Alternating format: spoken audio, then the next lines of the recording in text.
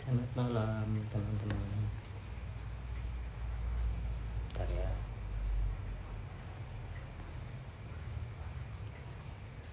Nunggu Pak Dok.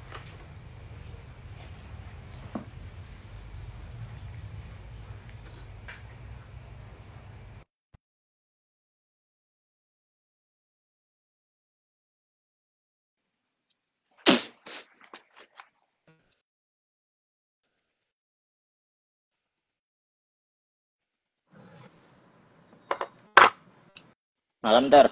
Halo, siapa tuh? Bab 3. Bentrokan. Loh, ya apa sih?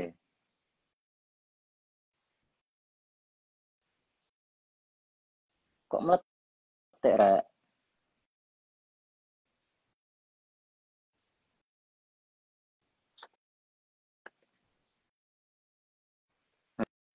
Hmm, Halo tuh, siapa tuh? bab telu. Oh ya, bab telu. Oke, Oh, oh. oke. Bentrokan Bab di telu. Cajamarca. Kahamarka. Jadi iki wes ketemu buku nih iki. Nah, ini. Kok beda, Tor? Loh, ya saya cek iki buku. Oke. Buku nih kan aslinya itu aslinya si apa namanya? Dalam yang ini versi bahasa Inggris. Yang Hmm, versi bahasa Inggris ini aku tuku yang karena tahun 2017 itu ada edisi baru, aku tuku tuh gitu. Edisi pertama kan 2007 ya. ya. Edisi pertama itu 2007. Terus kemudian setiap edisi aku tuku. Sajane ya lapo ya aku tuku. Cuman memang Ayo. loh, tapi tapi ono sedikit-sedikit bedanya itu Oh memang iya, dah. ada sedikit-sedikit bedanya. Tapi ya enggak itu enggak signifikan. Kalau kalau bukunya siapa namanya si Richard Dawkins Richard mengenai Dawkins, ya. selfish gene itu mau banyak bedanya. Tapi yang di ini kan cetakan pertama itu adalah tahun 97. Terus 2 tahun kemudian itu ada. Nah, terus kemudian tahun 2005. Nah, ini adalah yang cetakan apa jenenge terakhir Terbaru. tahun 2017. Judulnya sih tetap The Fate of Human Society gitu Hmm. ya. The Fate of Human Society. Cuman yang di KPG itu apa namanya? Yang di KPG itu singkatnya apa? Apa tuh ngarepe iku? Oh, ringkasan. Ya, Rangkuman ringkasan ya. riwayat Rangkuman, masyarakat ringkasan manusia. rangkuman riwayat manusia. Oke. Di bab pertama itu adalah ya dari Eden ke Kahamarga. Ke Jadi kamu. dari Eden itu dari surga ke Kahamarga. Jadi ini gambaran adalah sebelum insiden Kahamarga. Sebelum Hmm. insiden Kahamarga itu apa namanya? Dunia itu seperti Eden gitu. Tapi Jared Diamond menggambarkan Eden itu Janatu Adenin ini Eden gitu ya. Ya kan kalau dalam bahasa Arabnya Janatu Adenin gitu ya. Makanya Eden gitu. Tajri min tahtihal anharu Bentar. khalidina fiha. Itu ya, yang ini yang namanya From Eden to Kahamarga. Kahamarga ini menceritakan bagaimana dalam hal ini adalah dalam hal ini menggambarkan betapa manusia itu mampu Hmm. menghancurkan peradaban lain dan memang bentrokan di Kahamarga ini adalah menandai hancurnya atau musnahnya hampir semua masyarakat di dunia baru ya dalam hal Oke. ini memang dunia baru karena sampai tahun 11 sebelum 11.000 tahun yang lalu itu eh, manusia belum menyeberang ke Selat Bering ya. Jadi di bab ini disebutkan ya di pertama ini ya. Ini aku menerjemahkan yang asli bahasa Inggris ya. Jadi ini adalah perpindahan populasi terbesar. Jadi ya menandai perpindahan populasi terbesar pada zaman modern Hmm. ya. Populasi itu terbesar pada zaman modern. Ini ya maksudnya ini adalah kolonialisasi ya dunia baru oleh orang Eropa gitu. Oleh orang Eropa. eh ya namanya sebetulnya ini penaklukan sih, penaklukan terus berkurangnya bahkan kemudian hilangnya sebagian besar kelompok penduduk asli Amerika Selatan gitu ya. Hmm. Bahkan Amerika Utara juga lah ya. Orang Indian Amerika yang menyertai jadi perpindahan itu disertai oleh itu tadi apa namanya penaklukan bahkan musnahnya peradaban sebuah sebuah society gitu ya. Sesuai Nah, sebetulnya ya kalau dibilang ya sesudah kolonialisasi awal dari Asia gitu ya. Ya Asia itu kan orang Asia yang ke sana ya itu. Orang Asia yang ke sana itu. Satu-satunya kontak yang terdokumentasi dengan baik antara dunia baru karena memang Amerika itu di awal-awal kan disebut dunia baru ya. Hmm. Dunia baru. Manusia melewati Selat Bering, Siberia dan masuk ke Alaska itu memang dunia baru gitu ya. Nah, sesudah kolonialisasi awal dari Asia itu ya, yang lewat Selat Bering itu yang terdokumentasi itu ya antara dunia baru dan Asia itu melibatkan ya pemburu pengumpul yang hidup di ya yang di Selat Bering itu ya. Jadi kontaknya benua Amerika dalam hal ini ya Amerika Utara ya, Amerika Utara dan Eropa Eurasia itu adalah ya di kedua sisi Selat Bering itu ditambah pelayaran Trans-Pasifik ya yang diperkirakan pernah terjadi ya memperkenalkan ubi loh. Jadi ubi itu dari Amerika memperkenalkan ubi jalar dari Amerika Oh, ke bijalar. ke selatan Polinesia. Jadi telo ini ya Hmm. Te- Telo ini ya berasal dari Amerika terus ke Polinesia dan akhirnya ke Asia Tenggara. Kalau nek mangan telo ya jadi melok-melok Nah, wong Amerika Selatan gitu ya.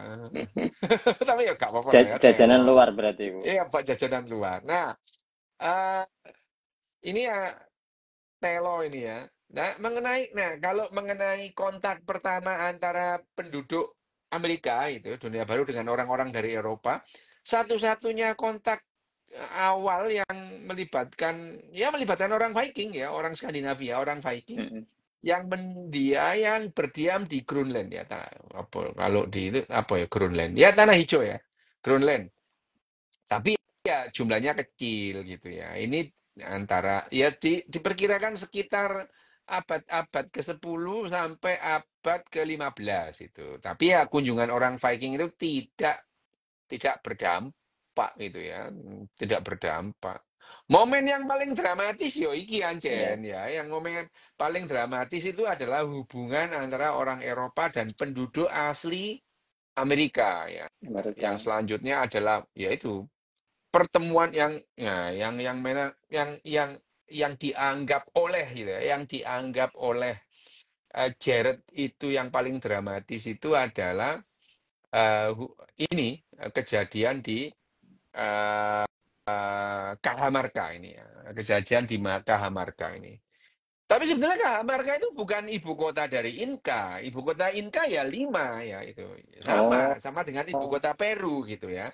Nah, tapi di sini tuh ya tadi di buku ini kan si siapa namanya Jared itu memulai dengan pertanyaan-pertanyaan Yali. ya, Jadi akhirnya ya, itu ya, dia ya. itu ya mencoba seperti Yali gitu ya. Di kejadian ini pun dia mencoba seperti Yali gitu ya. Ya momen paling dramatis itu ya. Yang paling dramatis ya memang eh, pertemuan pertama antara Kaisar Inka Atahualpa. Atahualpa. Wah ya, Atahualpa. Namanya aneh ya. Tapi ya memang penyebutannya itu hurufnya itu beda. Hurufnya itu huruf-huruf apa namanya? Abjad yang dikenalkan oleh orang-orang Inka, Aztec dan Maya Hmm. itu bundelan-bundelan simpul-simpul pada ini loh tuh. Pada tali gitu. Tali.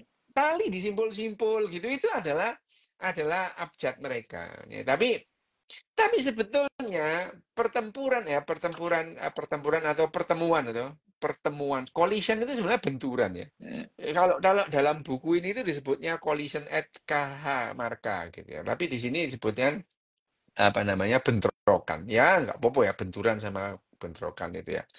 Nah, ini adalah pertemuan pertama antara ya disebut adalah Caesar ya, Kaisar itu. Kaisar. Kaisar Inka atau apa dan penakluk, ya penakluk sih, karena itu conquistador namanya, conquistador. Conquistador asal Spanyol yang namanya Francisco Pizarro. Pizarro gitu ya, di kota Cajamarca gitu ya. Nah, penguasa mutlak negara paling besar, paling maju waktu itu, ya ini sebetulnya Inka ini itu ya. Inka. Tapi sebetulnya ini bukan bentrokan yang pertama. Sebelumnya Hernan Cortes sudah menghancurkan Sebelum sebelum ini, Pizarro. sebelum Pizarro itu Cortes sudah menghancurkan bangsa Maya gitu. Oh, Bangsa Aztec ya. Jadi Hernan Cortes itu sudah menghancurkan Meksiko dulu itu. Jadi, nah di buku ini juga disebutkan sebetulnya berhasil Hernan hmm, Cortes menaklukkan Aztec itu menjadi karena orang Eropa sudah punya yang namanya catatan sih ngombe itu. siap. Kok yo ngombe wah kopi podo kopi. Oke ya. Jadi karena di sini juga disebutkan bahwa kenapa kok demikian nanti dijawab ya. Nah, kenapa? Tapi sebetulnya pertemuan benturan di Cajamarca ini bukan yang pertama, bukan penaklukan yang pertama. Sebelumnya, Hernan Cortes dari Panama sudah bergerak ke arah Meksiko gitu. Meksiko yang Hmm, menaklukkan bangsa Aztec. Nah, itu ya yang terjadi. Nah, Pizarro ini dia mengklaim mewakili. Padahal dia ini ya wis iya ala iya. ya apa namanya preman preman laut lah ya. Conquistador itu kan preman laut itu ya, preman laut. Conquistador. Ya sama dengan Columbus. Columbus itu ya conquistador aja. Penakluk ya. Pizarro ini merasa dia mewakili Kaisar Ra- Suci Roma gitu ya. Raja Carolus Carlos. Carolus ya, Carolus V atau yang disebut Carlos I ini ya, yang juga dikenal sebagai jadi Carolus V Romawi gitu ya, Roma, tapi dia itu juga ini Raja Carlos I dari Spanyol. Jadi Raja Carlos I dari Spanyol ini adalah Kaisar Roma Suci Carolus V. Jadi ini orang yang sama ini. Hmm. Aku biar ya rada bingung. Iki wingi jarene limo, iki kok satu. Nah, iya, waktu itu terus kemudian, oh tibanya itu orang yang sama itu. Nah, yang spektakuler itu dalam kejadian ini adalah tidak ya nanti kita kalau ada sempat kita ngomong soal Henan Cortes. Henan Cortes itu tidak dibahas di sini. Hmm. Tidak terlalu dibahas di sini Henan Cortes itu. Nah, tapi tidak terlalu dibahas di bukunya siapa namanya Jared Diamond. Eh Ya ini, Pizarro itu, bayangin ya, Pizarro itu hanya membawa 168 prajurit, ya, yang mendarat itu dengan compang-camping, karena yo, mulai ya, orang pelaut itu berbulan-bulan di laut itu Betul. pakaiannya wis compang-camping gak karuan gitu, gitu. Pakaiannya compang-camping gak karuan. Jadi mereka itu mendarat itu ya, dengan compang-camping, ya. Dan dia itu tidak penduduk setempat ya, tidak pernah hubungan sama sekali. Dan Hmm. bayangin aja, 160 prajurit, bala bantuan terdekat itu adalah 1.500 kilometer di Panama sana. Jadi sebetulnya dia itu terasing gitu ya. 168 itu. Nah, bayangin aja, lawannya ini Kaisar atau Raja Inka. Atahualpa ini dia itu dibawa ke kekaisaran sendiri yang ada jutaan rakyat ya, jutaan rakyat. Ya. Terus dia itu dikelilingi pasukan 80.000 prajurit karena waktu itu dia habis perang Hmm, gitu. Jadi oke. kondisi saat itu Kondisi raja 80.000 itu habis perang berarti ya. 80.000 itu habis perang dia itu habis perang perang melawan siapa? Melawan sepupunya. Jengkelin ya. Ini nanti itu Iya, dibahas di iya, belakang dibahas itu. juga. Itu udah dibahas di belakang itu ya. Nah, ya itu tapi ya walaupun begitu ya kondisi yang 168 melawan ada 80.000 orang itu ya begitu ketemu Pizarro itu bisa loh. Dia langsung menangkap, menawan itu. Ya, menawan raja ini ditawan di istananya. Oh, gendeng ya. Itu gendeng. Tapi hal yang sama juga itu dilakukan oleh Cortés. Jadi Cortez. sebetulnya dia itu dia itu niru caranya Hernan Cortés. Bedanya adalah waktu Hernan Cortés datang itu Raja Aztec itu menganggap dia ini Tuhan yang sedang turun ke Oh, bumi. Jadi, oke. makanya percaya itu bahaya. Gitu ya. Jadi Pizarro itu dalam waktu hitungan menit dia itu menangkap Atahualpa. Hanya beberapa menit setelah mereka itu ketemu. Coba gendeng nggak itu? Terus Pizarro itu menyandra raja ini selama 8 bulan. Coba gendeng lo nggak, Kon? Jadi ya bayangin aja kamu datang misalnya di Keraton Singosari terus menangkap Raja Kertanegara Menangkap terus raja dia ini ini. bawa sekap gitu ya. Itu bayangnya itu gitu ya. Nah, ini ya ini aneh nih kok bisa itu ya. 168 orang masuk terus kemudian dia menangkap kaisar itu. Terus kemudian menawan dia, menyandra dia di Di keratonnya sendiri itu. kerajaannya. Di keratonnya sendiri itu ya. Di keratonnya sendiri. Bayangno itu ngalah-ngalahi Amerika ditawan Ayatollah Khomeini ya gitu. Nah itu Iya, iya, iya. ngalah-ngalahi Amerika itu menawan Ayatollah Khomeini ya. Itu. Nah, yang geblek lagi, yang gendeng lagi itu. Pizarro itu minta tebusan loh. Bayangin aja itu. Iya. Pizarro itu minta tebusan. Mas itu ya. Dalam jumlah yang cukup untuk disebutkan di buku ini ya. Dalam jumlah yang ya cukup lah untuk mengisi ruangan yang eh, ya apa namanya 22 kaki ya 22 kaki itu ya kira-kira 8 meter ya 22 kaki kali 17 kali 8 ya 6,7 kali 5,2 kali 2,4 meter Hmm. emas itu dan diserahkan dan dikasih nih bayangin aja geblek kok ya orang ini ya dikasih gitu dikasih tapi namanya Pizarro wong gendeng ya begitu dia dapat emas rajanya dibunuh itu dan bayangin aja penangkapan Atahualpa ini sangat menentukan dalam penaklukan kekaisaran Inca itu oleh orang Eropa jadi kalau itu tidak ditangkap ya nggak bisa gitu nah Hmm. dan ini penangkapan itu karena penangkapan itu membuat proses penaklukan itu menjadi lebih cepat dan jauh lebih mudah. Atahualpa itu ya disembah ya orang-orang Ya. Inka itu ya menganggap dia itu Tuhan, Tuhan matahari gitu.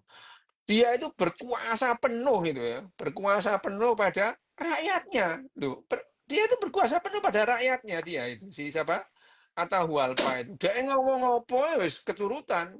Rekene ya itu mau Sabdo Pandito Ratutan kena wolawali 9 dadi gitu itu ya. Ya podo saja nih. Iya, Jadi iya. kalau kamu baca ini jangan-jangan yang terjadi dengan Sultan Agung dan VOC itu ya Ya, gitu ini ya. itu. Ya gitu. Bayangin aja yang nah ini ya sama. Jadi ya Atahualpa ini ya tadi itu dia itu ngomong apa ya keturutan itu apa namanya? Sebagai tadi apa namanya Kaisar.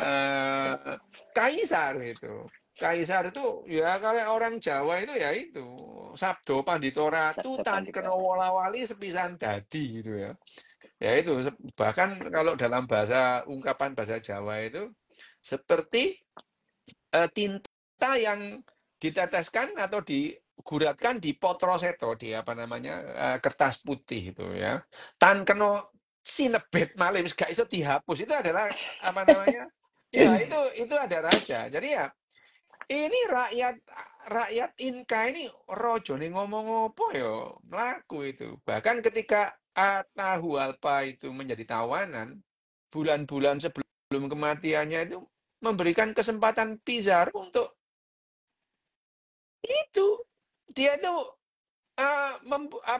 membuat beberapa regu itu ya Hmm. penjelajah dengan aman Hmm. aman aja menjelajah apa namanya menjelajah sekitar Cajamarca itu, ya untuk jadi bahkan dia itu sempat pada saat Raja Atahualpa ditangkap 8 bulan itu, Pizarro itu membentuk regu untuk meminta bantuan ke Panama. Yo gendeng loh, waduh loh, itu loh, bisa loh gitu. Itu terjadi. Jadi hal-hal yang aneh itu bisa terjadi itu. Ya tertawa, ya akhirnya ya kalau ya di bukunya Jared itu tertawanya Atahualpa itu menarik perhatiannya Jared itu ya. Secara khusus karena itu menandai saat yang menentukan pada benturan ya collision itu terbesar dalam sejarah modern.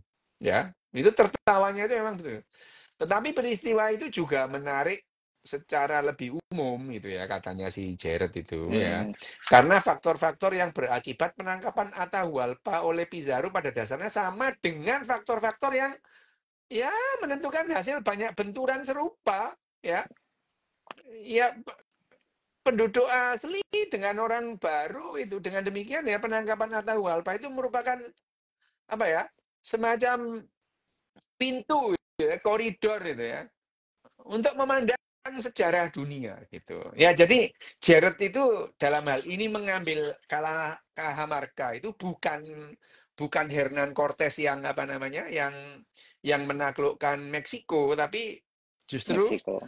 ini yang ekstrim ini lebih ekstrim daripada Hernan Cortes. Hernan Cortes jadi lucu. Hernan Cortes itu tanpa perlawanan. Mereka datang itu terus kemudian kalau Hernan Cortes itu mereka datang itu karena dianggap Tuhan gitu ya. Wah, disambut. Tapi wong Spanyol ini gak adus ya. Gak adus pirang-pirang wulan ngono. Ambune gak enak. Baunya itu ndak enak.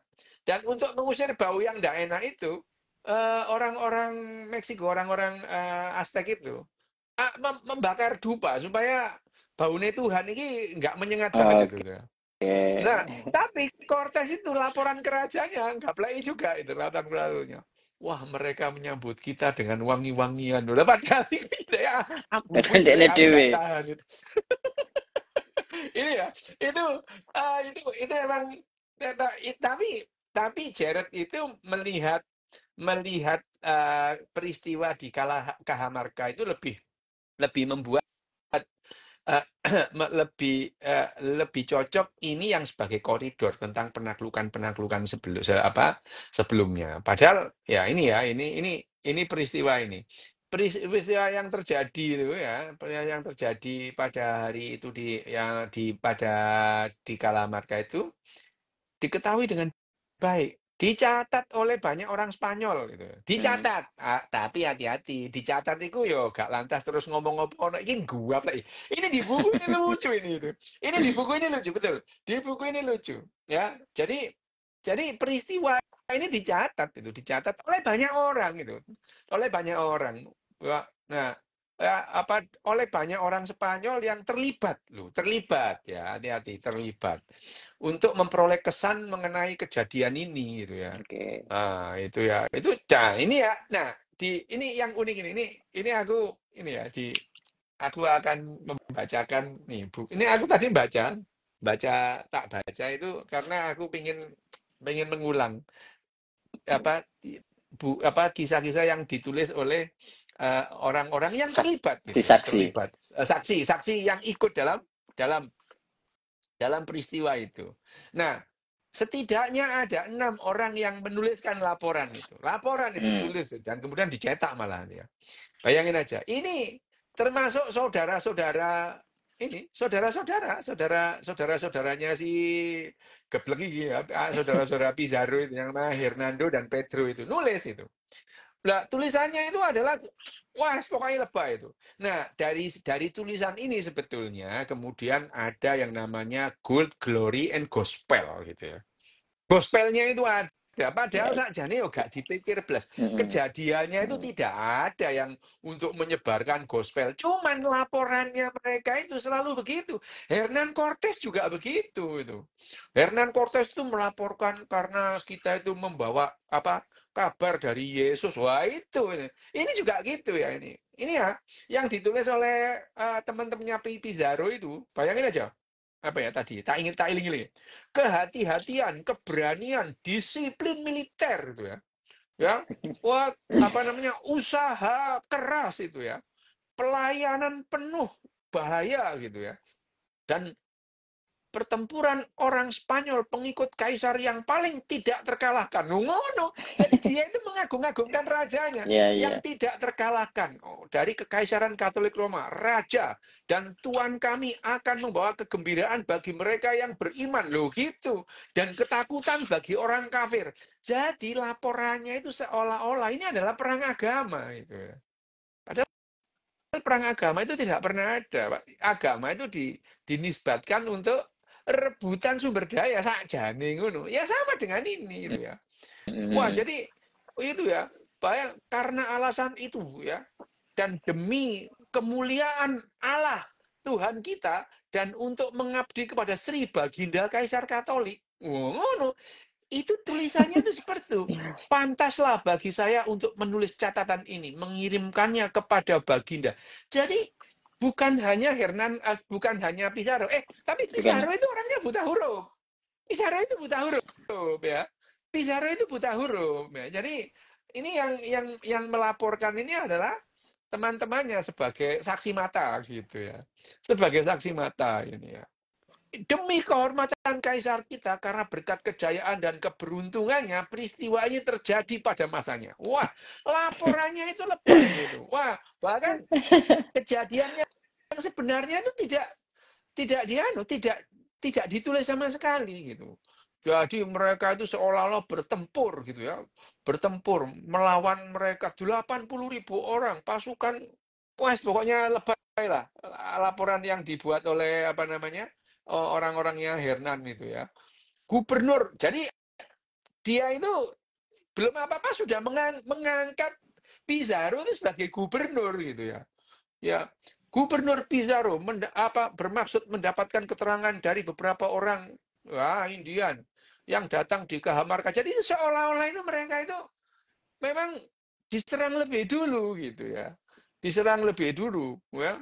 Terus sang gubernur. Jadi memang di laporan itu penulis rekan-rekannya itu juga sudah mau mengambil keuntungan. Kalau diangkat gubernur tentu dia mendapatkan ganjaran lebih tinggi gitu Ya. ya.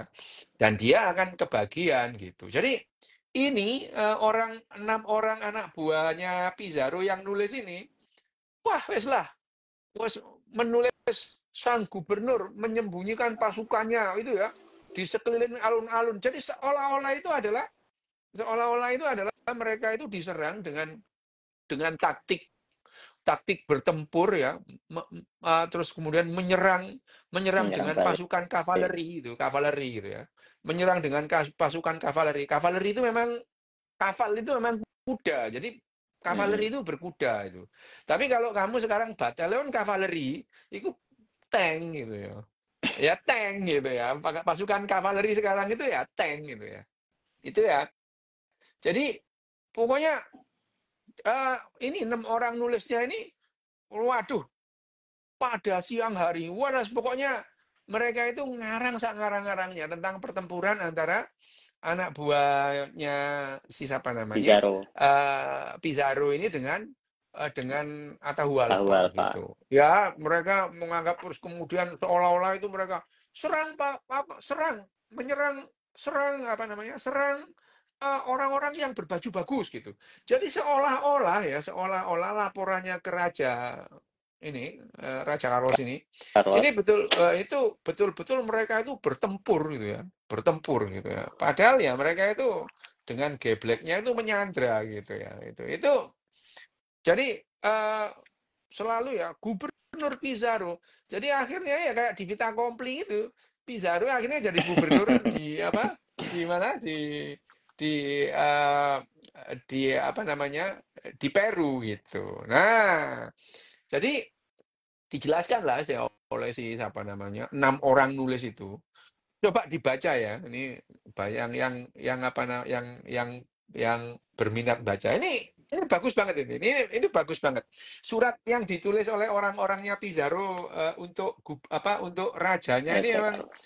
bagus banget untuk Raja Carlos. Nah, tapi yang unik adalah, ya itu tadi apa namanya? Jadi di sini melihat peristiwa ini, Jared itu menempatkan dirinya itu sebagai Yali gitu loh ya. Jadi kan sama, apakah pertanyaan Yali itu untuk menjawab pertanyaan Yali itu harus dengan sebuah buku. Nah, ini dalam hal ini tuh apa namanya siapa namanya Jared itu mencoba eh, jadi Yali gitu ya. Ya gitu ya, itu jadi Yali itu.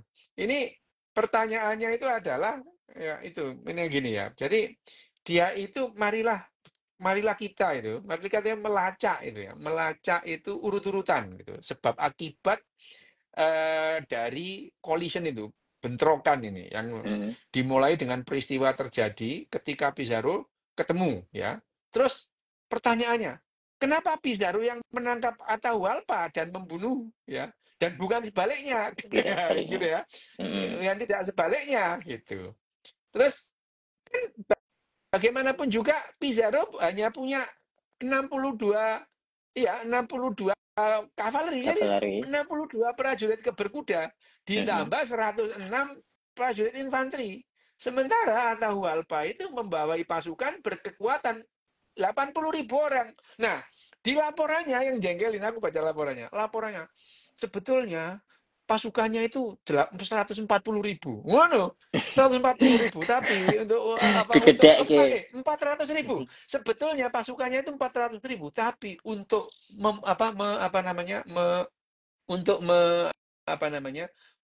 membangkitkan moral prajurit, kita hanya menyampaikan yang 80.000. Jengkelin dia itu. Ya. Padahal cuma memang 80.000.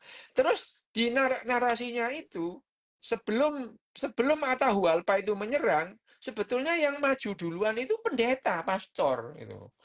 Membawa Alkitab. Alkitab terus kemudian Raja Atahualpa itu membanting Alkitabnya itu, disuopek, dibuanting gitu ya. Kira-kira kayak itu ya, kayak Yazid bin Muawiyah itu yang membakar kitab suci itu ya. Kira-kira gitu. Nah, dan dia melaporkan penyerangan ke Atahualpa itu gara-gara dia itu merusak atau membanting kitab suci itu. Memang nggak play kok itu. Memang nggak play. Terus, nah itu pertanyaannya juga gitu ya. Kenapa kok terus kenapa kok Atahualpa itu di Cajamarca gitu. Dia kan harusnya di ibu kota gitu. Terus kemudian bagaimana Pizarro itu bisa berada di sana ya untuk menangkap, dan bukan sebaliknya, Atahualpa yang ke Spanyol dan menangkap Pizarro gitu. Itu kan pertanyaan itu adalah pertanyaan Yali gitu ya, pertanyaan Yali. Ya gitu itu ya. Kenapa kok nggak Atahualpa yang datang ke mana? Ke Spanyol terus menangkap Raja Carlos itu. Terus kenapa Atahualpa itu sampai masuk ke dalam perangkap gitu. Yang kalau digagas-gagas gitu nggak masuk akal gitu itu ya. Terus apakah faktor-faktor yang mempengaruhi pertemuan antara Hualpa dan Pizarro itu juga berperan lebih luas dalam pertemuan antara bangsa-bangsa ya dunia Eropa dan Amerika gitu. Nah, ini dia membahas satu persatu. Kenapa Pizarro yang menangkap Atahualpa gitu, itu ya. Nah, di buku ini yang namanya Jared Diamond itu membahas satu persatu. Kenapa kok bisa-bisanya Pizarro itu menangkap Atahualpa gitu. Ya, itu. Padahal kalau yang alasan yang jelas adalah kelebihan Pizarro di bidang militer. Ya, itu ada pada pedang baja dan persenjataan lain itu. Zirahnya zirah baja, baju pelindungnya itu baja. Senapan gitu ya. Senapan gun gitu ya. Terus kuda. Kuda. Kak, jangan salah loh ya. Sebelum orang-orang Eropa itu sampai ke mana? Ke Amerika, orang India itu nggak kenal kuda gitu. Nggak kenal kuda gitu. Nah, padahal kan kita ini kan tahun 70-an 60-an itu disodori pertempurannya rintintin gitu ya, rintintin. Wah, apa namanya pasukan-pasukan Union itu, pasukan Letnan Ripmaster itu, ya. Letnan Ripmaster Ya, itu melawan waktu itu memang pertempuran sebetulnya pertempuran signifikan antara orang-orang Indian dan prajurit Amerika itu ya cuma satu sih. Itu adalah suku Sioux ya, Sioux ya. Ya, siok. suku Sioux itu. Ini di sini disebutkan ya, di Ada sini ya. disebutkan. Ya, ada disebutkan bagaimana pasukan Jenderal Custer itu dibikin morat-marit juga oleh Sioux gitu. Tapi Sioux ini juga dia dia menggunakan kuda gitu.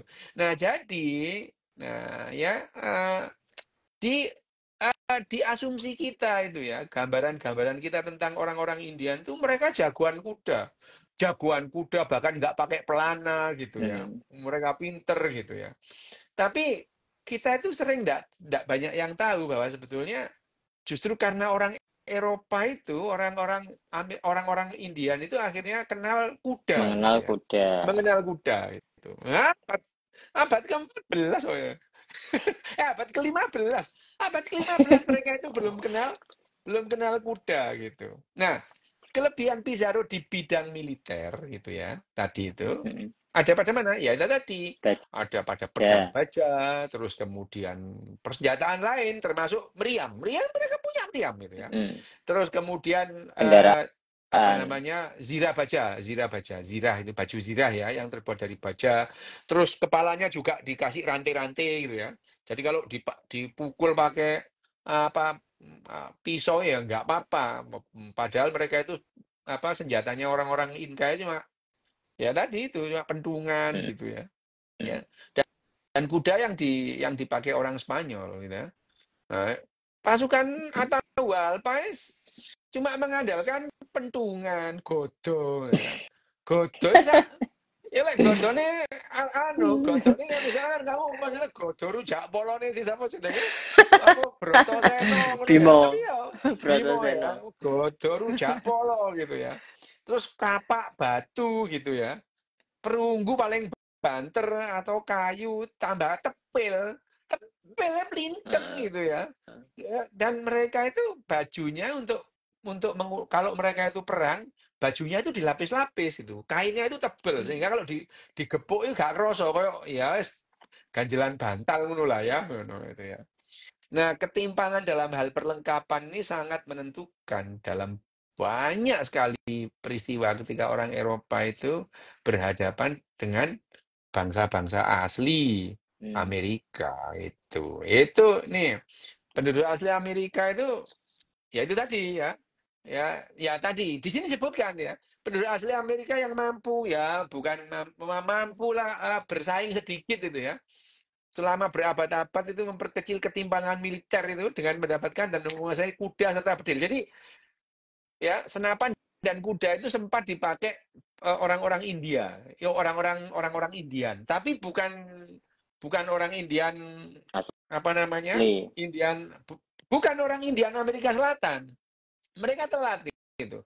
Yang bisa menguasai itu adalah orang-orang Indian di utara ya, Hmm. di Amerika Utara gitu ya. Itu ya tadi itu. Ya menguasai kuda serta senapan gitu ya. Bagi orang-orang kulit putih Amerika pada umumnya, kata Indian itu ya tadi itu. Ya sama dengan kita lah gitu ya. Mengenai orang Indian itu penghuni padang rumput, duduk di atas kuda. Padahal mereka kenal kuda ya dari orang Eropa gitu ya. Sambil Iya, iya. mengacungkan bedil ya, senapan gitu ya. Itu kan gambaran-gambaran kita mengenai orang Indian itu. Mereka sudah kenal senapan itu. Seperti ya tahun bayangin aja itu 3 abad gitu ya. Baru abad ke-19 itu orang-orang Indian itu menggunakan senapan dan menggunakan kuda gitu. Tiga Lama ya abad itu, Dak. lama itu. Loh, Indian itu yang bangsa Maya, Aztec, Inca udah habis itu. Nggak Iya, sampai ya, ya. satu abad itu. Nggak sampai 1 abad setelah Cortes menaklukkan Meksiko. Meksiko dan kemudian siapa namanya si Pizarro. Geblek Pizarro ini menaklukkan Peru, nggak sampai 1 abad itu. Penduduk Entek Maya itu ya berarti ya. Aztec Inca itu habis itu. Dan sekali dan ini ya, selain bedil tadi dan senapan dan kuda tadi, bayangin aja orang Inca ini bawanya godot. Godot ini juga kudu godot rujak polone Brotoseno ya itu. Ini godot rujak polone Brotoseno bukan itu. Ya kentungan gitu. Mereka itu kalau gebuk atau berhasil memukul atau dengan kapaknya ngenai badan apa namanya baju perangnya orang-orang Spanyol ya gak kroso tuh klonteng ngono palingan ya paling ya memar Iya. ngono. Nah, tapi senapan bajanya gini senapan itu pada saat itu ya abad ke-16 itu senapan masih dikocok diogok-ogok gitu ya. Mm. Jadi sangat kecil kemungkinannya itu berperang. Yang berperang ya pedang baja itu. Pedang baja itu ya, baju zirahnya, kuda itu ya, meriam itu ya gitu ya. Mereka sekali meriam geler, luas bingung gitu ya. Bayangin aja, orang naik kuda hampir tak tersentuh tuh, hampir Iya tidak sih. tersentuh oleh orang-orang yang memegang Tinggi, kapak soalnya atau posisinya godor tinggi ya. japolo mau itu ya. Jadi ya dengan gampang itu ya, meskipun cuma sedikit pasukan kavalerinya Kavaleri. itu, dia akan mengobrak-ngabrik ribuan orang gitu itu. Ribuan orang. Nah, pada abad ke-19 itu ya, itu tahun 1876 itu ya. Itu sempat ya itu. Itu para prajurit gitu ya. Prajurit ya apa namanya? Ya prajuritnya Indian Sioux gitu ya. Pada tahun 1876 menang tuh. Melawan orang-orang Eropa itu menang itu. Dia itu berhasil menghancurkan batalion Angkatan Darat Amerika Serikat. Batalion tuh habis loh. Jadi sebetulnya ya kalau mereka itu bertempur dengan apa namanya bertempur dengan gayanya orang Eropa itu imbang gitu ya. Jadi tahun 1876 itu Indian Sioux itu menghabisi batalion Angkatan Darat Amerika Serikat yang dipimpin oleh Jenderal Custer. Loh, bayangin aja.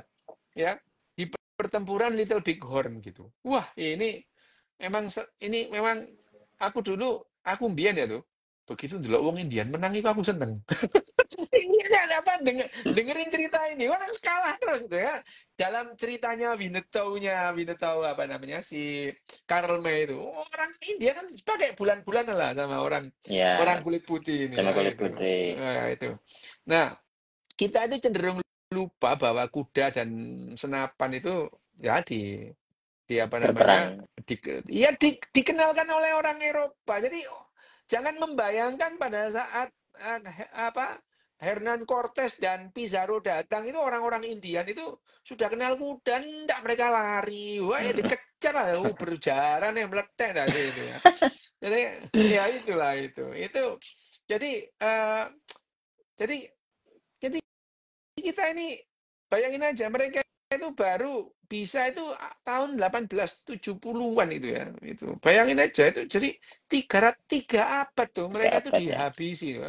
dihabisi tidak bisa ya itu jadi kalau sekarang kita emang sulit membayangkan ketidakseimbangan jumlah pasukan yang apa ya yang ekstrim gitu ya bayangin aja Signifikan banget. 168 orang Spanyol itu Sama 80.000 melawan yang lebih. iya itu 500 kali lebih banyak itu. Satu orang melawan 500 orang gitu ya itu. Perang Badar enggak, satu kebal lawan 3 gitu. Kan perang Badar cikur, Perang cikur. perang Badar itu konon 1 lawan 3 gitu. Ini bayangin aja ini ya itu. Nah, ini Jampoh berarti ya Pizarro berarti ya. ini Pizarro ini gitu. Perang Badar itu 1 banding 3, ini 1 banding 500 tuh gitu. Ya itu. Jadi penaklukan bangsa dan ini juga lebih fenomenal ketimbang bangsa apa namanya Cortes itu menaklukkan Aztec ini. Ya. Nah, itu ya. Tapi ada juga di sini tuh yang Di samping itu, sebetulnya di sini juga disebutkan, sebetulnya yang namanya si sopo jenenge Pizarro datang itu, Inka itu sedang morat-marit itu, Hmm. ya, sedang morat-marit oleh wabah itu, ya, ya itu. Jadi ini sedang morat-marit oleh wabah dan terjadi perang saudara gitu, berebut yang namanya kekuasaan gitu. Jadi pada saat Pizarro datang itu, wabah itu sudah sampai duluan gitu. Ya. Karena awalnya kan orang-orang itu berada di Panama, termasuk yang namanya Hernan Cortés datang Mm-mm. itu bangsa Aztec juga sedang Juga kena mengalami pandemi wabah. gitu. Ya, jadi sebetulnya orang-orang Inka, Maya, Aztec itu dibunuh oleh bakteri dan virus itu. Virus apa? Virus cacar. Terus kemudian bakteri apa? Bakteri Yersinia pestis yang mengakibatkan Black Death di apa Black namanya? Death Di itu ya. Eropa. Black Death di Eropa. Black Death 2 kali Black Death di Eropa. Akhirnya orang-orang Eropa yang bertahan itu orang-orang yang sudah kebal Yang sudah terhadap kebal. cacar, kebal terhadap apa namanya? Black Death, Yersinia pestis, pes atau sampar gitu. Kebal terhadap sipilis itu. Mm-mm. Jadi ya mereka itu datang ke mana? Ke Panama itu sudah menyebarkan wabah itu. Wabahnya itu menyebar ke utara, ke Meksiko, dari Panama menyebar ke selatan, ke mana? Ke ke Peru gitu. Jadi pada saat Cortés datang ke Meksiko itu sama Sudah ada kejadiannya gitu. pandemi. Sudah ada pandemi, bahkan waktu itu kaisarnya sudah juga Bisa berganti-ganti kena. 2 kali karena Ya, mati gitu ya. sekarang mati. Iya, Kaisar Inka itu mati, penerusnya juga mati juga kena kena kena cacar gitu ya. Terus kemudian terjadi perebutan antara antara ahli waris dan si Atahualpa itu juga Atahualpa termasuk ya. iya termasuk dia itu habis habis menyerang atau bertarung dengan dengan saudaranya sendiri untuk merebut kekaisaran. Jadi ya bayangin aja tuh wong perang, kamu bayangin orang perang Mm. batuk-batuk, awake Mm. sesek yo. Wis panas meriang itu mbok jak perang mbek jaran mbok tembaki gitu ya. Bayangkan aja lah ya Ya, ya, gitu. awak meriang Bayangkan dijak aja wis perang. awak meriang diajak perang gitu ya. Dibedil, ide-ide jaran gitu ya. Habis itu watuk-watuk gitu ya. Wah, habis itu digepuki ambek pedang baca lah wis lah ya bukan Mm. lawannya. Jadi di sini dijelaskan bahwa yang namanya tadi ya selain selain apa namanya Baja. senapan, baja itu ya itu sebelumnya itu mereka sudah datang tentara Tuhan mereka, gitu ya. Tentara Tentara Tuhan itu kumaha. mereka bisa aja lah itu mengklaim bahwa yang namanya bisa bisa saja yang namanya Hernan Cortés itu kalau tahu ya Mm. dia Tuhan mengirim tentaranya dulu untuk menyerang Ya. Meksiko gitu ya gitu. Sama dengan sekarang itu kan orang bilang tentara Tuhan menghancurkan Los Angeles gitu ya. Itu kan ada orang-orang sekarang itu Ya, ngomong begitu. yo Jadi no lah. sebetulnya ya dengan demikian bisa saja Pizarro itu ngomong kalau seandainya tahu Tuhan telah mengirimkan pasukan duluan untuk menghancurkan orang-orang Inka. Tapi kan nggak keren ya gitu. Wah, dia cerita ngarang lah itu.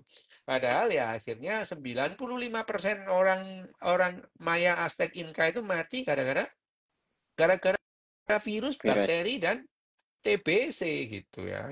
Burung Dan ababil itu keren, Dok. burung ababilnya ini loh, tapi burung ababil itu ya gawa cacar tuh gitu. Ya kan, kan seperti kan gini loh kan seperti apa namanya seperti daun yang dimakan ulat. Nah, apalah kalau nggak cacar gitu ya. Iya, Ya seperti eh, Kak Asfi Makul gitu ya gitu. asli makul arek.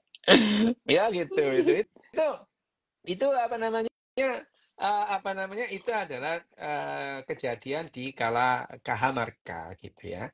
Dan di buku ini itu Jared itu membahas kenapa gitu ya. Kenapanya itu banyak gitu dan dia seolah-olah itu menjadi yali yang selalu bertanya gitu ya itu. Ya. Itulah ya Memang itu berangkatnya dari kerangka dari berpikirnya Yali berarti ya. pertanyaannya Yali gitu ya, pertanyaannya Yali dan di bab ini itu juga dia menanyakan gitu ya. Itu adalah bab pertama gitu ya. Bab pertama tentang yang namanya tadi dari Eden to Kahamarka Kakak. itu ya.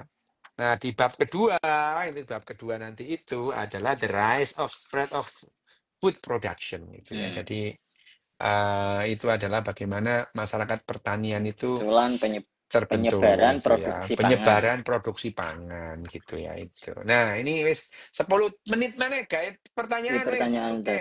oke. Kenapa orang di balik layar atau apa ini? Provokator di penjara. Provokator di penjara dan diasingkan sedangkan yang digerakin atau dibohongi dibantai.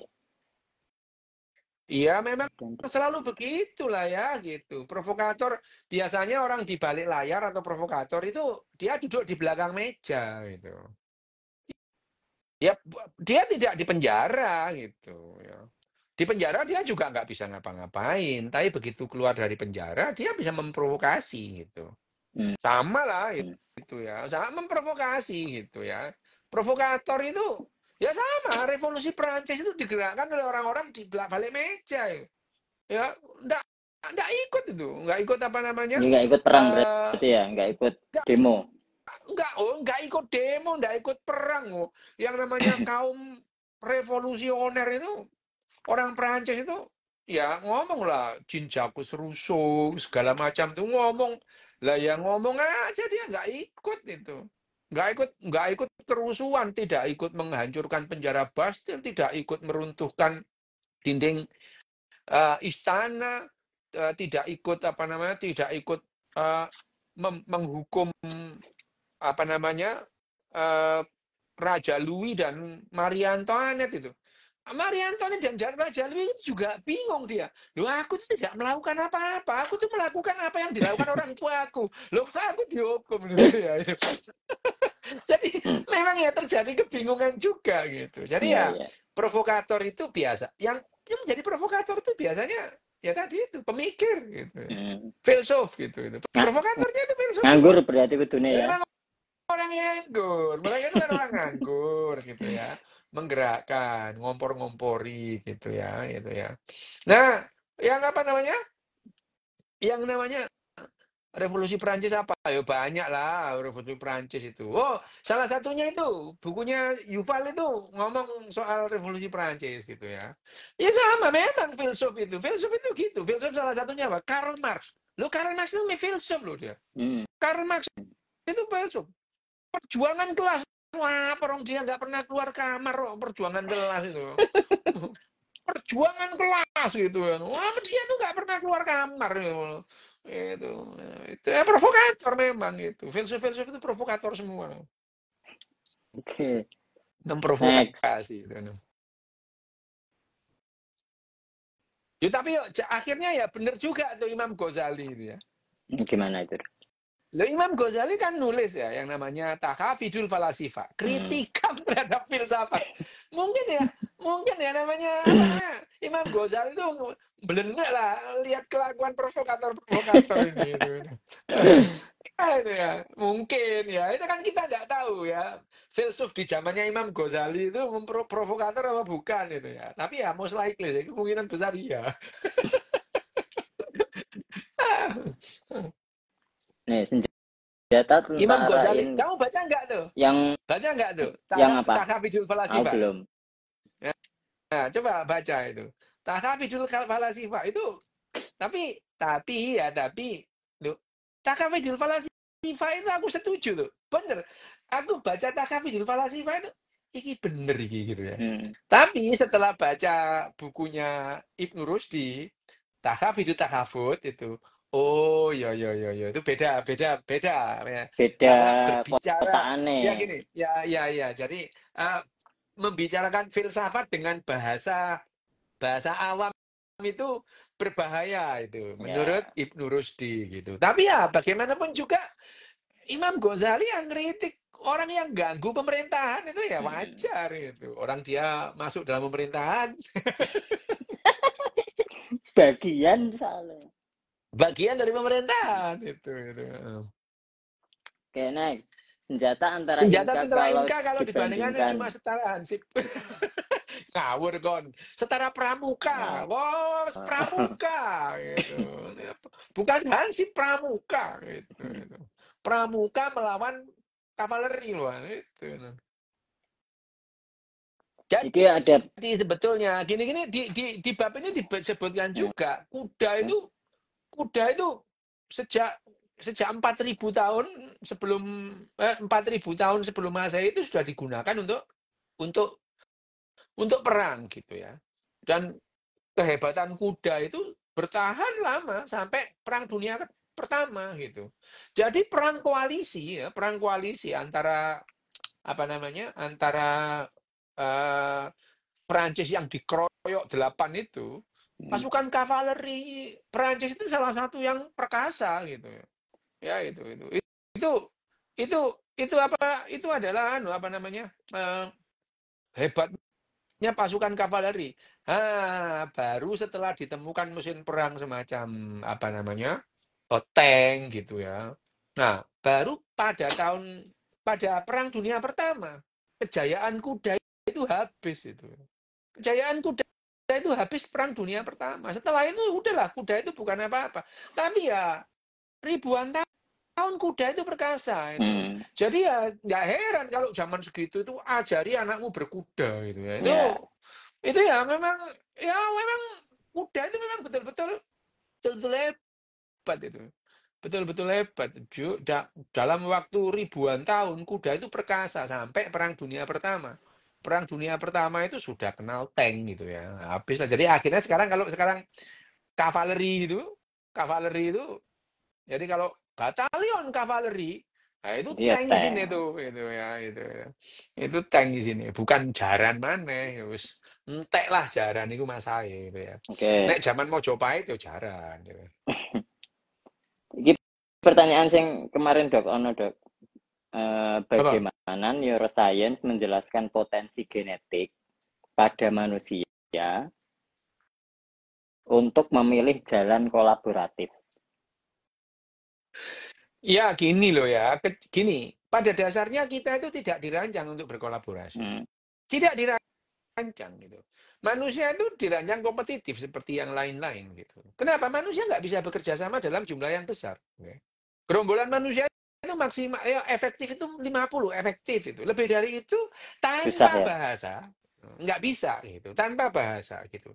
Jadi kalau misalnya anak itu lahir, nggak kenal bahasa, dibiarkan aja bergerombol, mereka bisa bekerja sama 50 orang. Setelah itu ya pecah Susah. gitu ya.